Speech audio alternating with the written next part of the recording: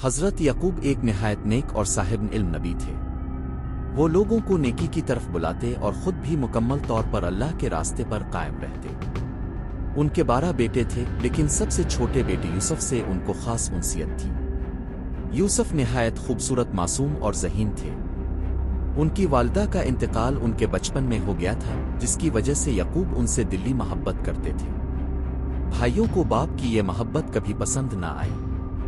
وہ اکثر یہ محسوس کرتے کہ ہمارے والد یوسف کو ہم سب پر فوقیت دیتے ہیں، اور یہی احساس وقت کے ساتھ حسد میں بدلتا گیا۔ ایک دن حضرت یوسف نے اپنے والد کو ایک عجیب خواب سنایا۔ انہوں نے کہا کہ میں نے خواب میں سورج، چاند اور 11 ستاروں کو دیکھا جو میرے سامنے سجدہ کر رہے تھے۔ حضرت یعقوب نے یہ خواب سن کر خاموشی اختیار کی۔ ان کے دل میں فوراً یہ احساس جاگزیں ہوا کہ یوسف کو اللہ نے کسی خاص مقصد کے لیے چنا ہے۔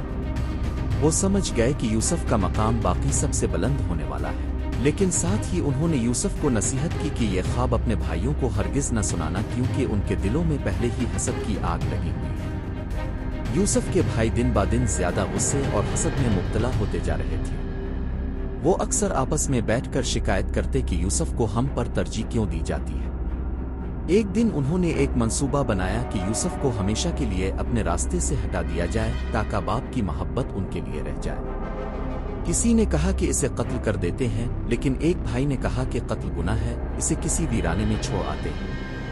یہ تجویز سب کو پسند آئی۔ اگلے دن وہ حضرت یعقوب کے پاس آئے اور کہنے لگے کہ ہم یوسف کو ساتھ لے جانا چاہتے ہیں تاکہ وہ کھیلنے کھیلنے کا مزہ لے اور ہم سب بھائیوں کے ساتھ وقت گزارے۔ یعقوب نے پہلے تو انکار کیا، لیکن ان کے بار بار اصرار کرنے پر اجازت دے دی۔ وہ یوسف کو لے کر ایک دور مقام پر گئے جہاں ایک پرانا اور گہرا کنواں تھا۔ وہاں پہنچ کر انہوں نے یوسف کو زبردستی کنویں میں دھکا دے دیا۔ یوسف خوفزدہ تھے، لیکن ان کے دل میں اللہ کا ذکر تھا اور وہ جانتے تھے کہ ان کے ساتھ ان کا رب ہے۔ بھائیوں نے یوسف کی قمیص پر جھوٹا خون لگا کر اسے پھاڑ دیا اور واپس گھر لوٹے۔ حضرت یعقوب کے سامنے روتے ہوئے پیش ہوئے اور کہنے لگے کہ ہم دوڑ میں مصروف تھے اور یوسف کو بھیڑیا کھا گیا۔ یعقوب نے قمیص کو غور سے دیکھا۔ وہ جان گئے کہ یہ سب جھوٹ ہے۔ اگر واقعی بھیڑیا کھاتا تو قمیص پھٹی ہوئی ہوتی، لیکن انہوں نے صبر کا دامن تھامے رکھا۔ ان کا دل زخمی ہو چکا تھا، لیکن ان کا ایمان مضبوط تھا۔ ادھر حضرت یوسف کنویں میں تنہا تھے۔ بھوک، پیاس اور اندھیرے نے انہیں گھیر رکھا تھا، لیکن وہ اللہ پر یقین رکھتے تھے۔ چند دنوں بعد ایک قافلہ وہاں سے گزرا۔ جب انہوں نے پانی نکالنے کے لیے کنویں میں ڈول ڈالا تو یوسف اس کے ساتھ باہر آ گئے۔ قافلے والوں نے یوسف کی خوبصورتی اور انداز دیکھ کر سوچا کہ یہ بچہ ہمیں بازار میں اچھے داموں فروخت ہو سکتا ہے۔ انہوں نے یوسف کو مصر لے جا کر بازار میں بیچ دیا۔ مصر میں اس وقت کے بادشاہ کا وزیر خزانہ، جو ایک نیک فطرت انسان تھا، اس نے یوسف کو خریدا۔ اس نے اپنی بیوی سے کہا کہ اسے عزت کے ساتھ رکھو، شاید یہ بچہ ہمارے لیے فائدہ مند ہو یا ہم اسے اپنا بیٹا بنا لیں۔ یوسف اس گھر میں رہے اور رفتہ رفتہ انہوں نے اپنے علم، حسن اور کردار سے سب کو متاثر کر لیا۔ وزیر کی بیوی کا نام زلیخا تھا۔ وہ بھی یوسف کی شخصیت سے بے حد متاثر ہو گئی۔ ایک دن جب گھر میں کوئی نہ تھا تو اس نے یوسف کو بہکانے کی کوشش کی۔ یوسف فوراً دروازے کی طرف دوڑے تاکہ باہر نکل جائے۔ زلیخا نے ان کا دامن پکڑا اور وہ پیچھے سے پھٹ گیا۔ اسی لمحے وزیر داخل ہوا۔ زلیخا نے فوراً الزام لگا دیا کہ یوسف نے میرے ساتھ برا ارادہ کیا۔ یوسف نے کہا کہ نہیں، وہ جھوٹ بول رہی ہے۔ ایک عقلمند شخص نے کہا کہ اگر قمیص پیچھے سے پھٹی ہو تو یوسف سچے ہیں، اور اگر آگے سے پھٹی ہو تو عورت سچ کہہ رہی ہے۔ جب قمیص دیکھی گئی تو وہ پیچھے سے پھٹی تھی اور یوسف کی سچائی ثابت ہو گئی۔ اس واقعے کے بعد شہر بھر میں بات پھیل گئی۔ لوگ زلیخا پر ہنسنے لگے کہ وہ اپنے غلام پر عاشق ہو گئی ہے۔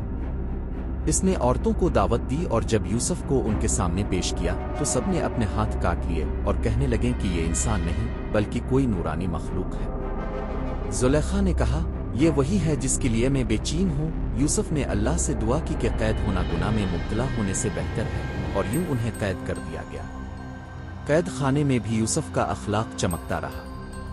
وہ قیدیوں کو نرمی سے سمجھاتے، اللہ کی وحدانیت کا پیغام دیتے اور ان کے خوابوں کی تعبیر کرتے۔ 2 قیدیوں نے ایک دن خواب سنائے۔ ایک نے کہا کہ وہ خود کو بادشاہ کو شراب پیش کرتے دیکھ رہا ہے، اور دوسرے نے کہا کہ وہ اپنے سر پر روٹیاں لیے ہوئے ہیں جنہیں پرندے کھا رہے ہیں۔ یوسف نے فرمایا کہ پہلا قیدی رہا ہوگا اور دوبارہ بادشاہ کو شراب پلائے گا، اور دوسرا سولی پر چڑھایا جائے گا۔ یہی تعبیر سچ ثابت ہوئی۔ یوسف نے پہلے قیدی سے کہا کہ بادشاہ کے سامنے میرا ذکر کرنا، لیکن وہ وقت کی گردش میں سب کچھ بھول گیا۔ کئی سال بعد بادشاہ نے ایک عجیب خواب دیکھا۔ اس نے دیکھا کہ 7 موٹی گائیں چرا رہی ہیں اور 7 دبلی گائیں انہیں کھا رہی ہیں۔ پھر 7 ہرے خوشے اور 7 خشک خوشے دیکھے، کسی سے تعبیر نہ بن پائی۔ تب وہی قیدی بولا کہ جیل میں ایک شخص خواب کی درست تعبیر کرتا تھا۔ یوسف کو بلایا گیا۔ انہوں نے خواب کی تعبیر یوں کی کہ 7 سال خوشحالی کے ہوں گے اور پھر 7 سال قحط کے۔ اگر ان خوشحال سالوں میں اناج ذخیرہ کر لیا جائے تو قحط کے دنوں میں قوم کو بچایا جا سکتا ہے۔ بادشاہ یوسف کی عقل سے متاثر ہوا اور انہیں مصر کا خزانہ سنبھالنے کی ذمہ داری دے دی۔ یوسف نے عدل، انصاف اور دیانتداری سے کام لیا۔ جب قحط شروع ہوا تو صرف مصر نہیں بلکہ ارد گرد کے علاقوں سے بھی لوگ اناج لینے آنے لگے۔ انہی دنوں یعقوب کے بیٹے بھی اناج لینے مصر آئے۔ یوسف نے انہیں پہچان لیا مگر خود کو ظاہر نہ کیا۔